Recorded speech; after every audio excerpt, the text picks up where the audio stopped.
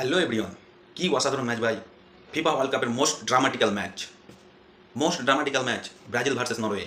ম্যাচের শুরুতেই নরওয়ের ক্রিস্টোফার আজির ব্রাজিলিয়ান প্লেয়ার ব্রুনো গিউমারেজকে পা লাগিয়ে ফেলে দেয় এবং সেখানে একটি ফাউল হয়।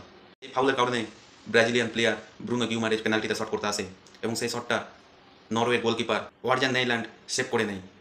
পরেও ভিনিসিয়াস জুনিয়রও একটা শট করে এবং সেই শটটাও অসাধারণভাবে সেভ করে নেয়। এভাবেই শেষ হয় ফার্স্ট হাফটা এবং শুরু হয় সেকেন্ড হাফ। সেকেন্ড হাফের শুরুতেই প্রথমে গোল না আসলেও শেষের দিকে ৭৯ মিনিটে নরওয়ের আর্লিং হ্যালান্ড হেডশট করে একটা গোল করে। পরে ৯৯ মিনিটেও আরেকটা কিক করে শট করে এবং গোল সংখ্যা এসে দাঁড়ায় ২-০। অবশেষে ১০০ মিনিটে এক্সট্রা টাইমে নেইমার জুনিয়র একটা গোল করে। গোল সংখ্যা এসে দাঁড়ায় ২-১। নরওয়ে শেষ অবধি জয়লাভ করে এবং নিজের জায়গায় কোয়ার্টার ফাইনাল করে নেয়। ৫ বার বিশ্বকাপ জয়ী ব্রাজিল এবং ফিফা ওয়ার্ল্ড কাপে সবচেয়ে গোল করা ব্রাজিল। তারপরেও শেষের দিকে মাঠের মধ্যে নেইমার জুনিয়র ভেঙে পড়ে এবং কাঁদতে থাকে। এরকমই ভিডিও পেতে হলে আমাদের চ্যানেলটিকে subscribe, follow, like, share, comment করে যেতে ভুলবেন না। জয় হিন্দ।